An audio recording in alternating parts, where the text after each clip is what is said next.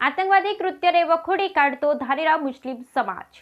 આતંકવાદી કૃત્યને વખોડી કાઢતો ધાનેરા મુસ્લિમ સમાજ પાલિકા ચોક ખાતે મીણબત્તી પ્રગટાવી આપી મૃતકોને શ્રદ્ધાંજલિ. પાકિસ્તાન મુર્દાબાદ, આતંકવાદ મુર્દાબાદના નારા સાથે આક્રોશ. સાંજની નમાજ પછી તમામ મુસ્લિમ બિરાદરોએ આપી શ્રદ્ધાંજલિ. આતંકવાદ સામે વિરોધ દર્શાવી આતંકવાદીઓને કડક સજા આપવાની કરી માંગ. ડીસા અને ધાનેરામાં મુસ્લિમ સમાજે આતંકવાદી ઘટનાને વખોડી.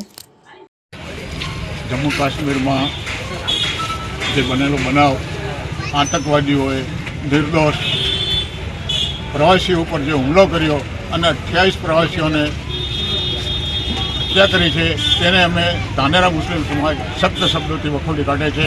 અને આજે 140 કરોડ પ્રજા જે દુઃખી છે આ હુમલાથી.